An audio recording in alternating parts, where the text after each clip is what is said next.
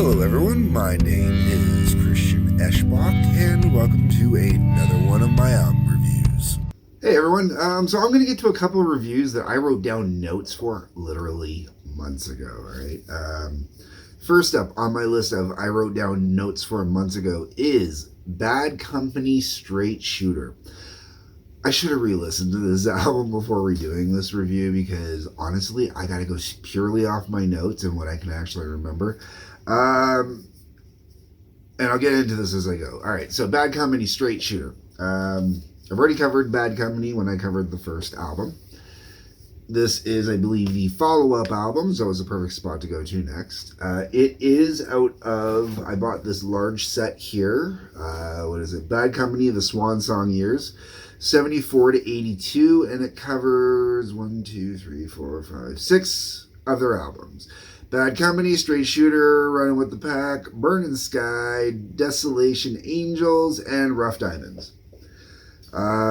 So, Bad Company, first album, covered it. Straight Shooter, second album, good. We got all the pre-stuff done. I'm not going to pop up. I've explained this already because of my computer situation and whatnot and my limitations right now. I'm not doing all the cool stuff on the side I used to do. I apologize. It's going to be more like my original reviews where I don't pop up a lot on the screen. In this case, I won't be popping up anything. So, album review. Bad Company. All right.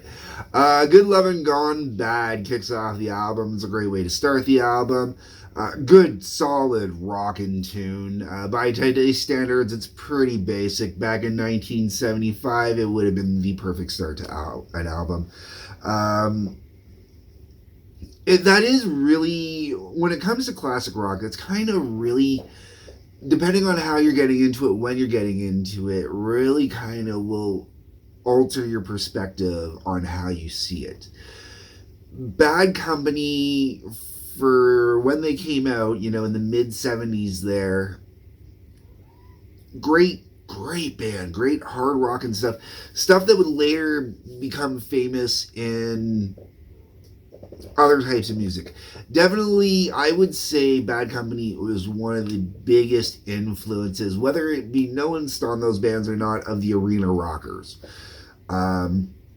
The softer songs that go heavy, the songs that just come out rocking all the way around, stuff like that. That's really just kind of what made up the arena rock set. And Bad Company really, musically, I think, is one of the true forerunners of that. Because they took what Zeppelin had been doing and then they kind of pushed it in a different direction, away from where, Sabbath went, in a different direction from where Deep Purple went. Bad Company took it in their own direction. And to me, it's more of the arena rocker kind of direction than they went. True arena rocker direction they went into. And speaking of that starting slow, getting heavy kind of thing, we got Feel Like Making Love, the ultimate classic from Bad Company. There's like 3 songs you should know from Bad Company. Feel Like Making Love is definitely one of them. The title song, Bad Company, is definitely one of them. And then it's arguable after there, but there's a couple on this album I could say could go in that third spot. Feel Like Making Love, though, I love this one. Personally, there are some songs that, if I were a woman who was stripping, I've quoted as I'd use them as my stripper songs. This would definitely, even as a male stripper, this would definitely be one of my stripper songs. It just has that vibe to it. It's kind of like, it's got that greatest love song ever written as far as I'm concerned kind of vibe on the one side.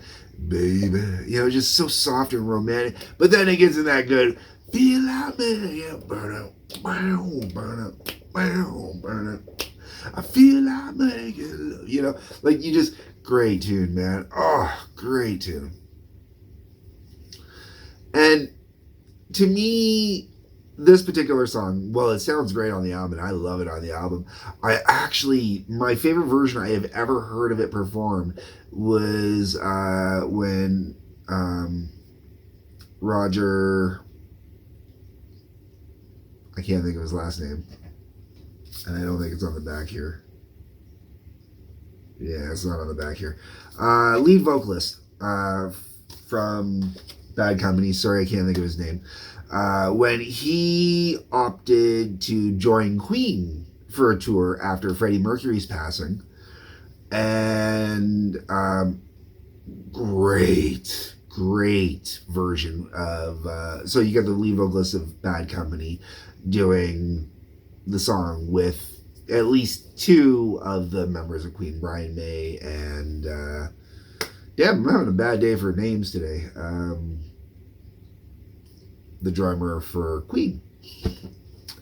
Darn, really bad day for names. Okay, anyways, moving on. Their live version, you can find it online. It is on YouTube. I've watched it.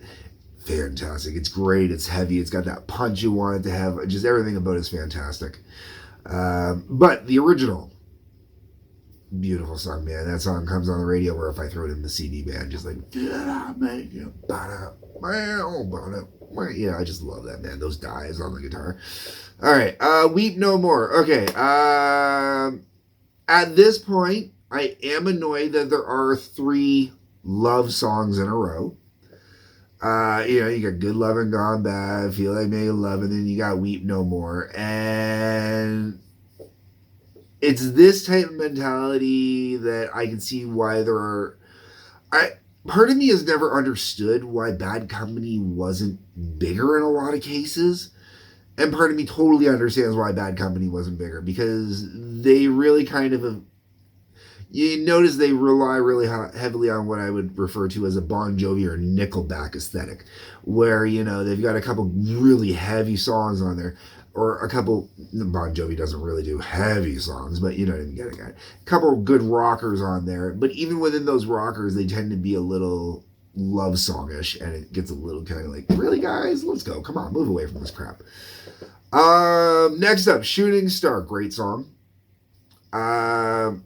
For reasons I am unable to explain, I actually always thought Shooting Star was the band. And I don't understand why. Even to this day, I don't understand why. And to me, I really think that this is a greatly misunderstood song about the trappings of fame. I think...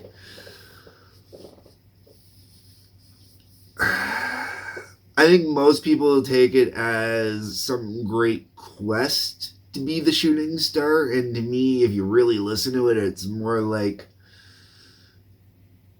do you really want to be the shooting star? Do you understand what's actually involved with being the shooting star? Deal with the Preacher. Great rocker. The midsection slows down, and it kind of annoys me a little bit, but not bad. Wildfire Woman, great combo of funk, soul, psychedelia, and American folk. This is one of those songs. This is, okay, so I've talked about this recently on previous albums, with reviews and whatnot. When you get to, it used to be that the front half of the album would have all your big songs you were pushing, your back half, or the B side of the album would have more of the album cuts, the deep tracks, stuff like that. Or once in a while they might put a single on the back half, and Metallica was famous for this, is putting a single on the back half. And most of the singles on the front half, one single on the back half, and then, that one on the back half gets pushed out as one of the first singles kind of thing, kind of gets the whole album listened to that way.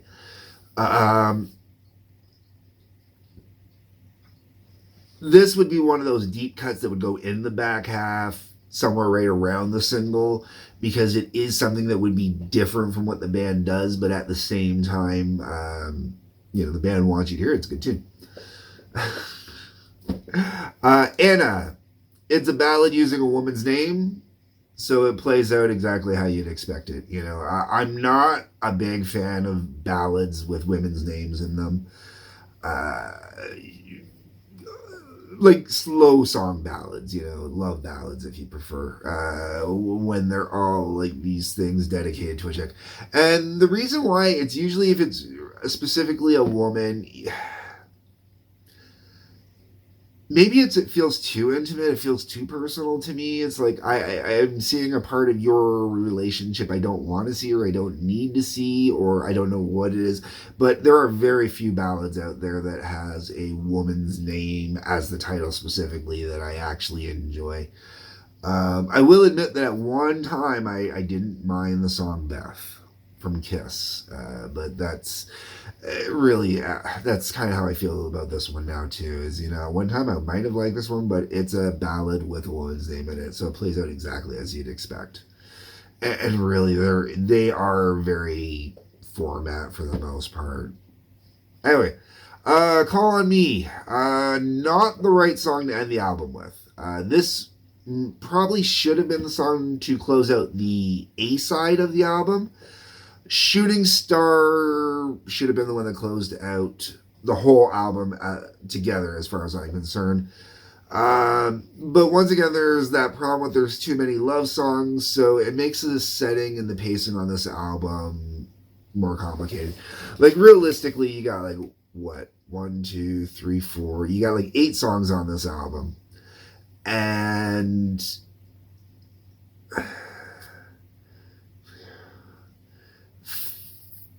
5 of them are 100% distinctly love songs.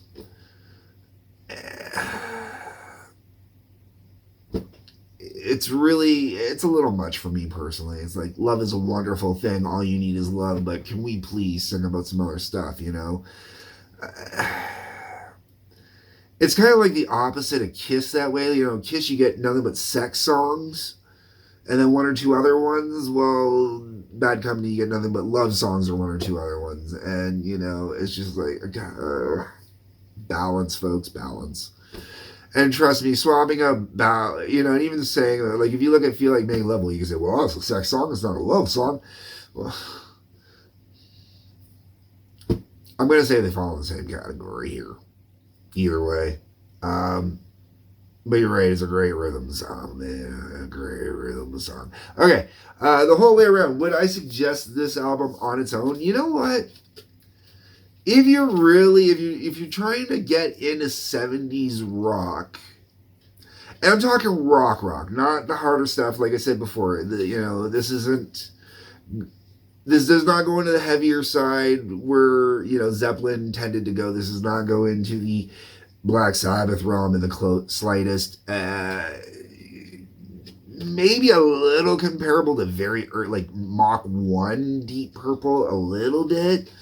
But definitely both went off in their own separate directions, with Deep Purple going more into the heavier side and these guys more into the rock side. This is definitely more staying with traditional rock, kind of blues based, some soul, a lot of soul. You can hear a lot of soul in this, which is kind of cool. So would I suggest this album? Sure. But realistically, if you can get this set, pick up the set. I bought it. I got 6 albums, and it worked out to less than $10 an album, I think, when I bought it. Maybe 10. I might have paid $60 for the set. And even at $10 an album, this was worth it for $10.